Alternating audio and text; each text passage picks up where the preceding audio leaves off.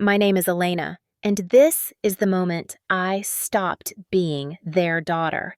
At the will reading, I watched my parents smile as the attorney slid a pristine white envelope across the table to my younger sister Isla. She opened it, her manicured fingers trembling with excitement, and gasped. Inside was a check for $10 million. $10 million. Just like that. My father chuckled lightly and said, "You've earned it, sweetheart. This is just the beginning." My mother reached over and squeezed Isla's hand. "We always knew you'd be the one to carry the family legacy forward." Then they turned to me. No smile, no warmth, just a cold, measured look.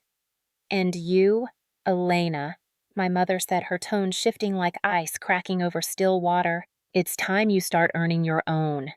That was it. No check, no trust fund, no explanation. Just a single sentence delivered with the finality of a judge's gavel. I didn't speak. I didn't cry.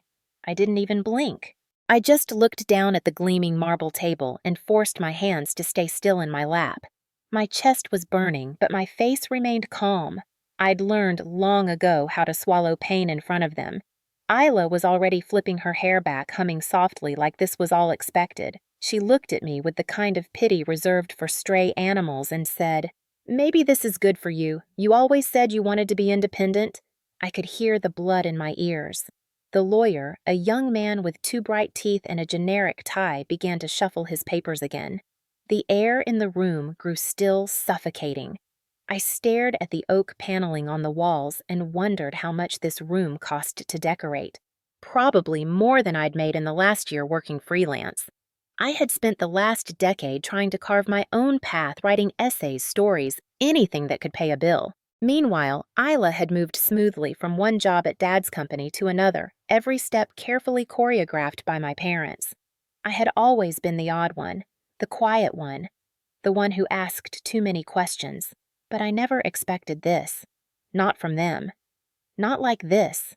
The silence stretched. Then, from the far end of the room, a low voice broke through. "There's one more document." Everyone turned. The voice belonged to an older man sitting near the windows. His gray suit was worn and his eyes sharp behind round glasses. He stood slowly holding a thick sealed envelope in both hands. The seal was red wax stamped with the letter H. "This was left by her grandfather," he said, looking directly at me. "It was to be opened only in her presence." My mother stiffened. My father's jaw clenched. Isla's smile faltered, and for the first time that afternoon, I felt something shift. Not relief, not hope, just a strange, steady hum in my chest. Something was about to change. The envelope looked out of place on the sleek mahogany table. It was thick, yellowed with age, and sealed with red wax like something out of another century.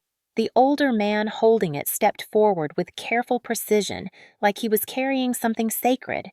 He introduced himself as Mr. Darnell. My grandfather's personal attorney retired years ago, but called back for this single purpose. He laid the envelope in front of me, not saying a word. My fingers hovered over the wax, hesitant. My mother cleared her throat sharply. "Is this really necessary? Harold already took care of the legal part." Mr. Darnell didn't even glance at her. "This was your father's final personal instruction." He was clear. "It must be opened by Elena only, in her presence. No exceptions." My father let out a long, controlled breath through his nose. Isla crossed her arms, clearly annoyed at the delay. I broke the seal slowly, the crack of wax unnervingly loud in the tense room. Inside was a single folded sheet and a faded road map. I unfolded the page. The handwriting was unmistakable, my grandfather's. Every letter curved in that tidy, deliberate way I remembered from birthday cards and old grocery lists he used to leave on the fridge. The message was short. "Elena, if you're reading this, then they've left you behind. Again. But not all is lost. There's something for you. Go to Red Harbor. Cabin 14. Bring the map. Don't tell them. Don't wait. It's yours now." My heart thudded in my chest. Red Harbor. I hadn't heard that name in years. It was a quiet coastal town we used to visit for one summer when I was 14. Just me and Grandpa. My parents never liked the place, said it was too remote, too slow. I remembered the tiny cabins on the bluff, the scent of sea pine, the way the gulls cried overhead like they were laughing. My mother reached for the map. I pulled it back before she could touch it. "It's mine," I said quietly.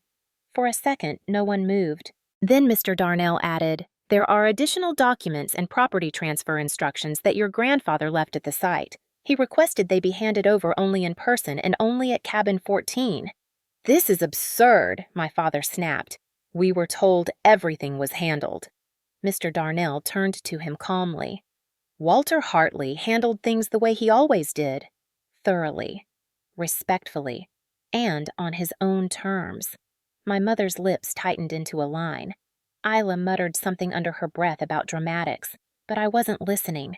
My fingers were still brushing the edge of that map, worn and soft from use. Grandpa had planned this. He'd known. Somehow he'd seen this day coming. The betrayal, the silence, the abandonment. And he had left something behind, not for them, but for me. I folded the note, slipped the map back inside the envelope, and stood. "Thank you, Mr. Darnell," I said. He nodded once solemn and slow. "Red Harbor isn't on most GPS systems anymore," he said. "It's a quiet place." He always said it was the only place he ever felt fully seen. I didn't reply. I just walked out the envelope clutched in my hand, my heartbeat echoing louder than the hush that followed me out the door. The drive to Red Harbor felt like falling backward in time. With every mile, the world around me softened. Highways gave way to winding two-lane roads, cell service blinked out, and the trees grew thicker until they swallowed the sky. I hadn't been here in almost 16 years, not since that summer I spent alone with Grandpa while my parents were off in Europe with Isla. They'd called it a favor at the time, said I needed to get out of my head away from the books and spend some time in the real world. I remember how he'd welcomed me at the little dock with a smile and 2 root beers. One for the brain, he'd said, handing me the bottle, and one for the soul. I had laughed back then, thinking it was just something old people said. But now, as the car rumbled past a rusted sign barely hanging by a single nail that read Red Harbor, population 203, it hit different. The town hadn't changed. The same crooked gas station with the Pepsi machine that only took quarters. The tiny post office that closed for lunch. And finally, the dirt road that veered off into the trees toward the cabins. I parked next to cabin 14. The shingles on the roof had curled from age, and the white paint on the porch rail was peeling in long, tired strips. The wind smelled like salt and pine, sharp and familiar. My hand trembled as I turned the key left under the mat. Inside the cabin was exactly as I remembered. A twin bed in the corner, a writing desk by the window, the small fireplace with a bent poker leaning beside it. But it was the bookshelf that stopped me cold. It was full of notebooks. Mine. My handwriting, my messy ideas, all the stories and essays I'd sent Grandpa over the years. They were here. All of them. Cataloged by year, some with sticky notes peeking out. I pulled one down, fingers shaking, and flipped it open. His handwriting was in the margins. "Brilliant metaphor here," one note said. "Pacing needs work, but heart is clear," said another. I sank into the old armchair and clutched the notebook to my chest. All these years, I thought he never read them. I thought they vanished into the void of a man too old to care. But he had kept every single page. A soft knock pulled me from the spiral. It was Mrs. Teller, the woman who managed the cabins and who used to bring Grandpa his paper every morning. Her eyes widened when she saw me. "You're Elena," she said, and her voice trembled. "He told me you'd come."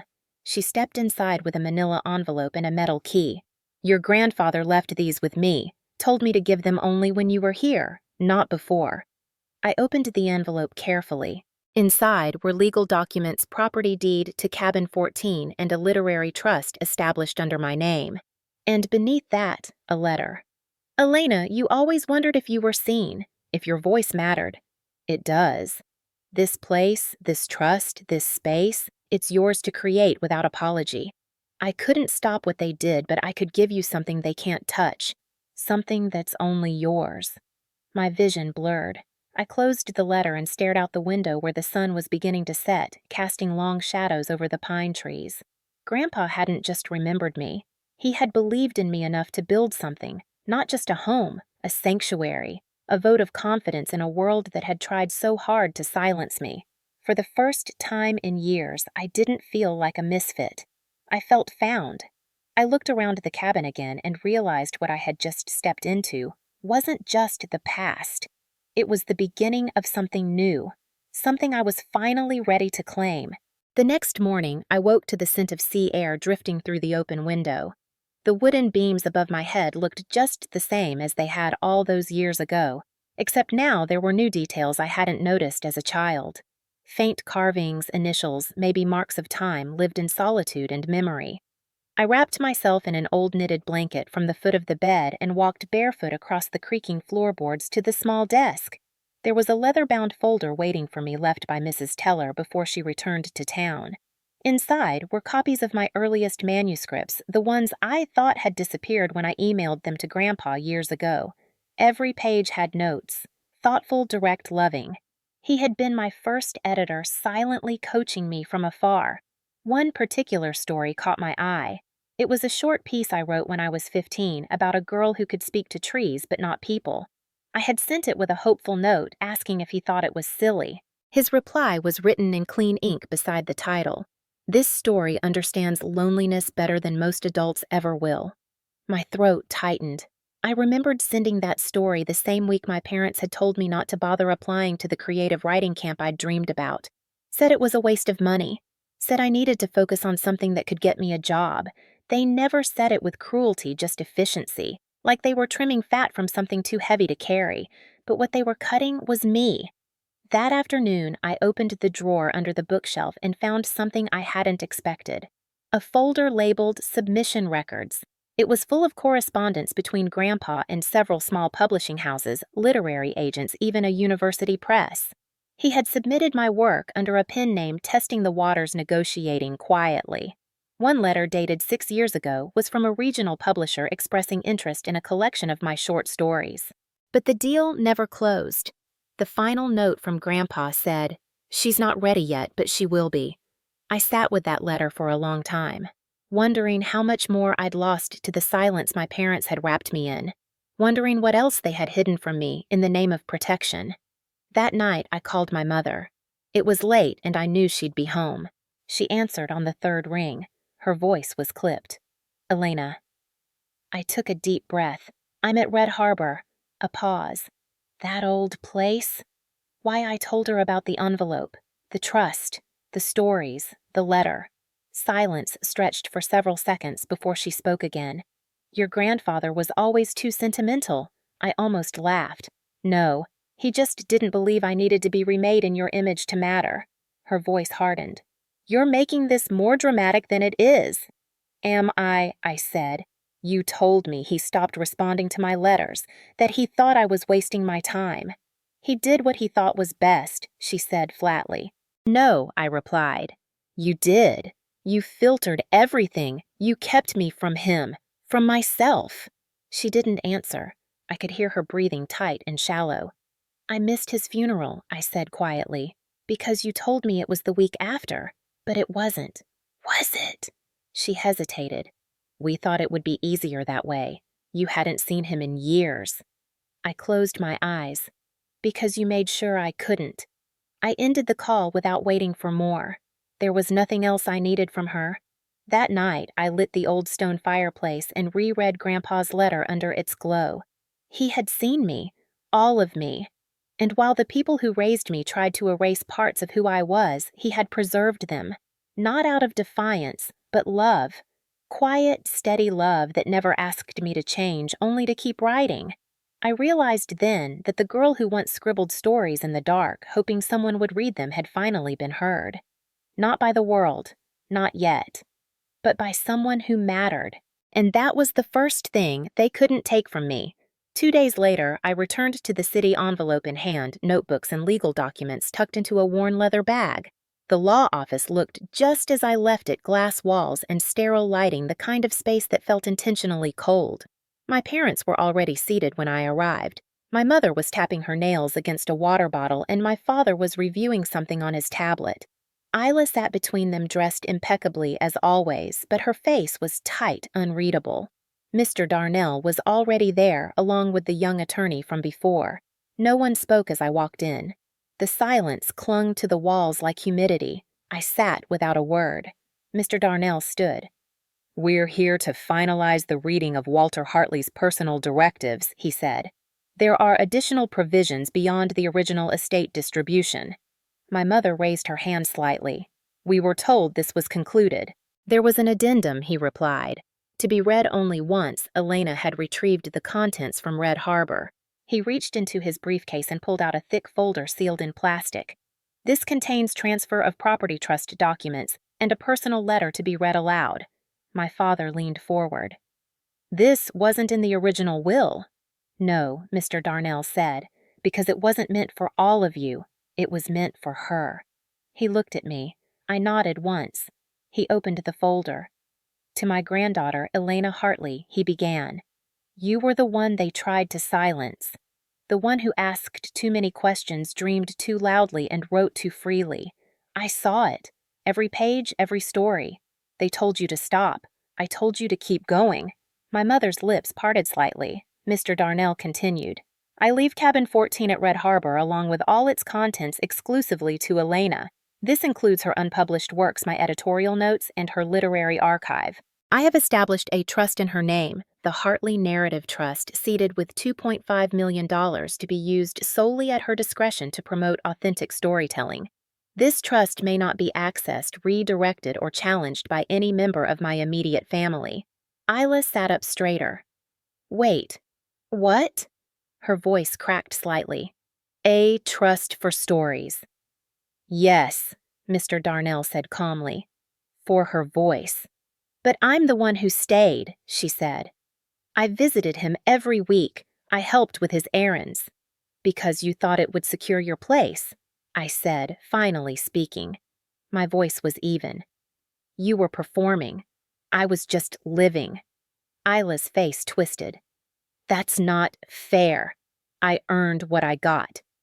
"Did you?" I asked. "Or did you just follow the script they gave you?"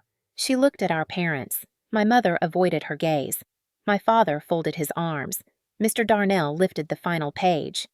"There is one more note, a personal message." He cleared his throat and read. "Elena, when you were 14, you wrote a story about a girl who spoke to trees. You asked if it was silly. It wasn't. It was brave. You've always been brave. You didn't fold yourself to please others. You kept writing. That's what matters." The room fell silent. The only sound was the faint ticking of a wall clock.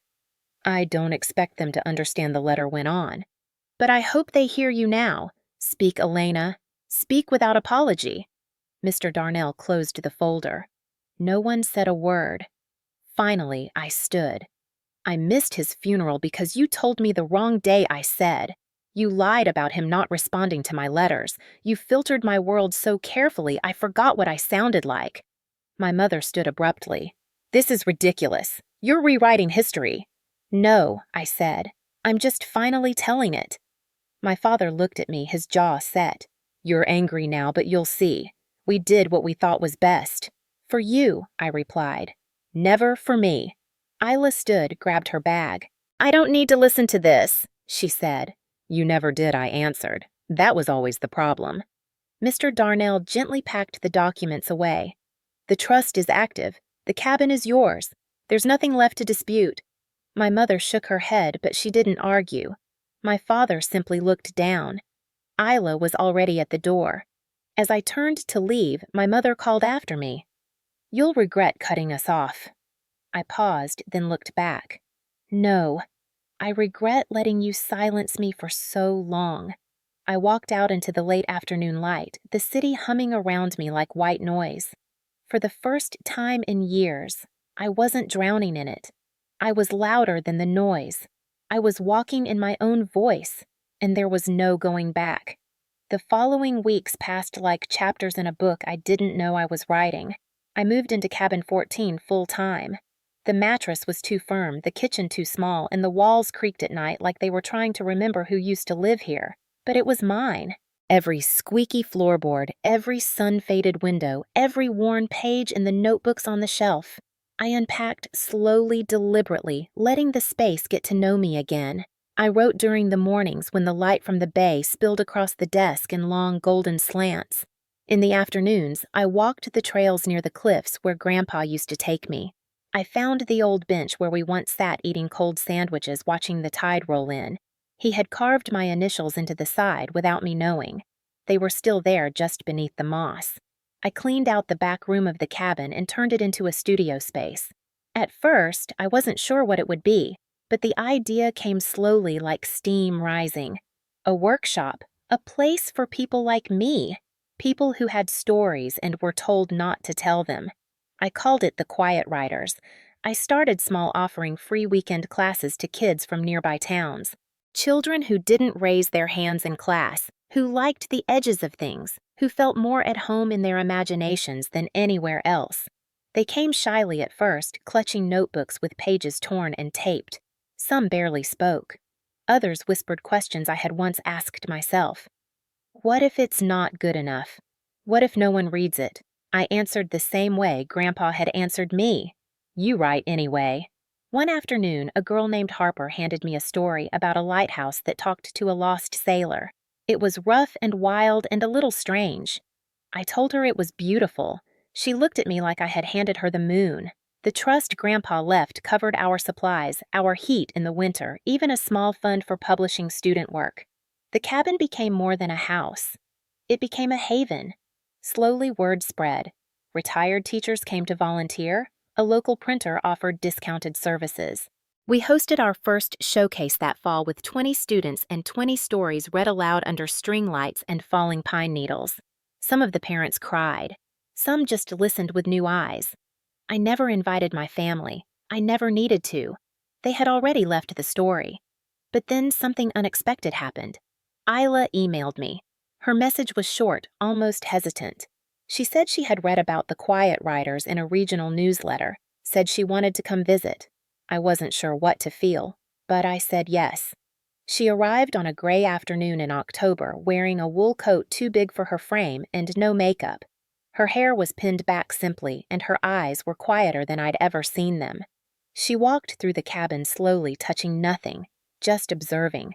When we reached the studio, she paused beside the bookshelf holding student journals. You built something here, she said softly. I didn't answer. She glanced at me.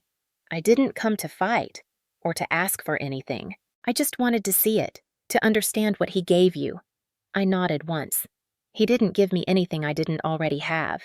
He just made space for it. We sat on the porch after that wrapped in blankets, watching the fog roll over the water. She told me she had left Dad's company, said she wasn't sure what came next. I didn't press. She didn't apologize, not exactly, but she helped wash dishes that night, read a story to a group of students the next day, answered their questions about stage fright and confidence. One of the younger boys asked if she was my sister. She smiled and said yes. He asked if she wrote stories too. She paused, then said not yet. When she left, she handed me a note. It simply read, I see you now. I didn't know if we'd ever be close, but I knew she meant it, and sometimes that's enough. It has been 3 years since the will reading. 3 years since I walked out of that cold office with a sealed envelope and no expectations.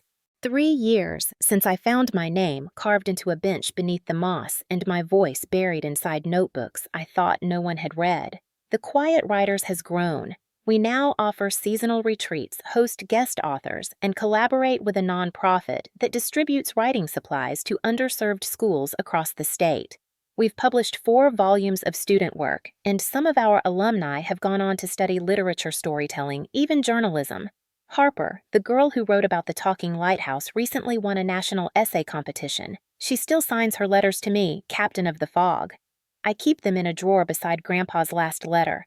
We renovated the back shed into a miniature library. The kids called it the Story Shack.